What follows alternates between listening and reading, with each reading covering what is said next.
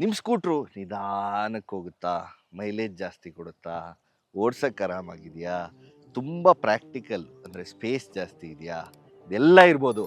ಆದರೆ ಈ ಸ್ಕೂಟ್ರಷ್ಟು ಮಜಾ ಅಂತೂ ಪಕ್ಕ ಇರಲ್ಲ. ಇದು ಟಿ ವಿ ಎಸ್ ಅವರ Ntorq 150.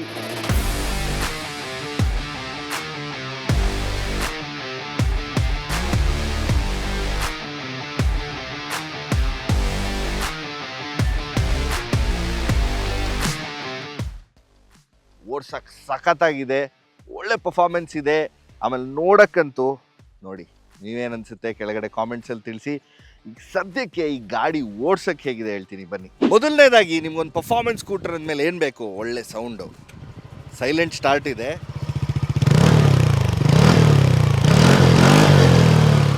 One of the best sounding scooters. ಓಡಿಸ್ಬೇಕಾದ್ರೆ 0 to 60 ಬರೀ 5.4 ಸೆಕೆಂಡ್ಸಲ್ಲಿ ಹೋಯ್ತು.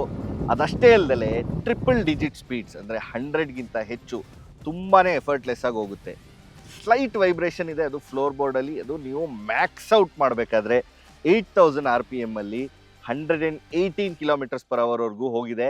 ಇವ್ರು ಆ್ಯಕ್ಚುಲಿ ಕ್ಲೇಮ್ ಮಾಡೋದು 104. ಸೊ ನಿಮ್ಗೊಂದು ಸ್ಲೋಪ್ ಇರೋಂಥ ರೋಡ್ ಸಿಕ್ಕಿದ್ರೆ ಆರಾಮಾಗಿ ಪುಷ್ ಮಾಡ್ಬೋದು. ಅದು ಬಿಟ್ಟು generally it's very quick, very fast and very fun to ride. Top speed ಅಂತೂ ಬಿಡಿ, ದಿನ ನಮ್ಮ ಟ್ರಾಫಿಕಲ್ಲಿ ಓಡ್ಸೋಕ್ಕಾಗಲ್ಲ. ಆದರೆ ಇದು ಎಲ್ಲಿ ಇನ್ನೂ ಬೆಟರ್ ಇದೆ ಅಂದರೆ ಕ್ವಿಕ್ ಆಫ್ ದ ಲೈನ್. ನಿಮಗೆ ಸಿಗ್ನಲ್ ಬಿಟ್ಟ ತಕ್ಷಣ ಜುಪ್ ಅಂತ ಫಸ್ಟ್ ಮುಂದೆ ಹೋಗ್ಬೋದು. ಅದಷ್ಟೇ ಅಲ್ಲದೆ ಕ್ವಿಕ್ಕಾಗೆಲ್ಲ ಬೇರೆ ಗಾಡಿಗಳ ಸುತ್ತ ಹೋಗೋಕ್ಕೆ ತುಂಬಾ ಈಸಿಯಾಗಿದೆ ಆ್ಯಂಡ್ ಎಫರ್ಟ್ಲೆಸ್ ಆಗು ಕೂಡ ಇದೆ. ಈಗ ಈ ಗಾಡಿಯ ಸ್ವಲ್ಪ numbers: 150cc, 13.2 PS power, 14.2 Nm torque. ಇದೊಂದು single cylinder 3 valve overhead camshaft ಇರುವಂಥ engine, oil cool and fuel injected. TVS ಅವರ ಅಗ್ರೆಸಿವ್ ಸ್ಟೈಲಿಂಗಿಗೆ ತುಂಬ ಪ್ರಸಿದ್ಧ. ಈ ಗಾಡಿ ಡಿಸೈನಲ್ಲೂ ನಾವು ಅದೇ ನೋಡ್ತೀವಿ. ನಿಮ್ಗೆ ಈ ಕಲರ್ಸ್ ಕಾಂಬಿನೇಷನ್ನು ಕೂಡ ನೋಡಿ ಮಸ್ತಾಗಿದೆ. ಎಲ್ಲೋ ಇದೆ, ಒಂಥರ ತುಂಬಾ ಲೈಟ್ ಬ್ಲೂ ಇದೆ. I am bad with colour, so ನಾನು ಹೇಳಿದ್ದು ಎಕ್ಸಾಕ್ಟ್ ಕಲರ್ ನಮ್ಮ ನೇಮ್ ಇಲ್ದಲೇ ಇರ್ಬೋದು.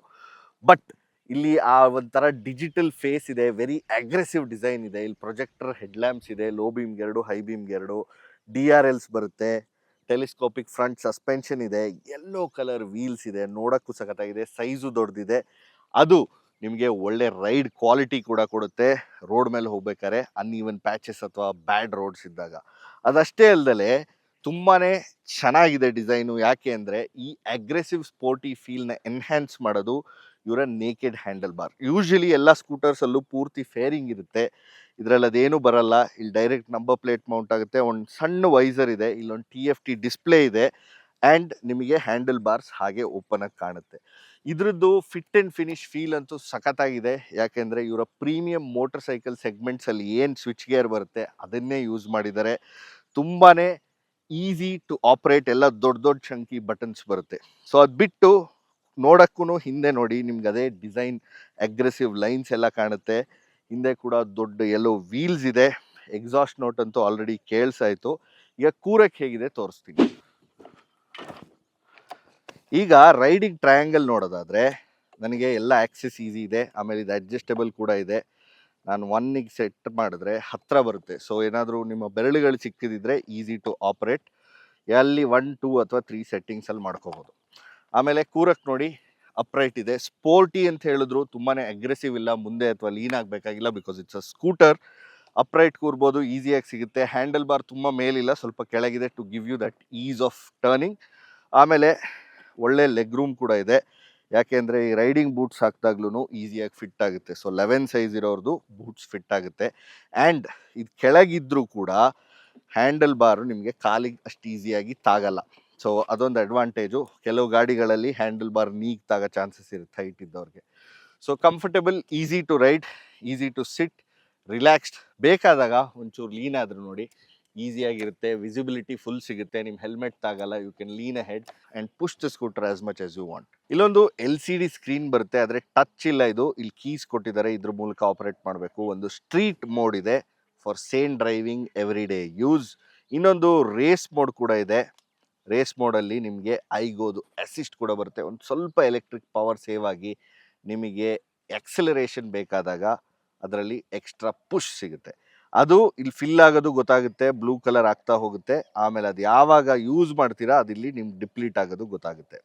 ಸೊ ಇದರಲ್ಲಿ ಮೇನ್ ಪ್ರಾಬ್ಲಮ್ ನನಗೆ ಕಾಣೋದು ಈ ಫ್ಯೂಯಲ್ ಗೇಜ್ ಇದೆಯಲ್ಲ, ಇದು ಗ್ರೇ ಕಲರಲ್ಲಿದೆ.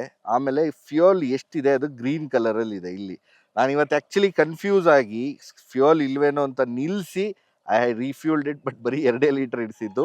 ಯಾಕೆ ಅಂದರೆ ಇದು ಪೂರ್ತಿ ತೋರಿಸ್ತಿರ್ಲಿಲ್ಲ. ಅಂದರೆ ನಿಮಗೆ ರೈಡ್ ಮಾಡಬೇಕಾದ್ರೆ ವಿಸಿಬಿಲಿಟಿ ಕಮ್ಮಿ ಇದೆ, ಅದೊಂದು ಕಲರ್ ಚೇಂಜ್ ಮಾಡಬೇಕು.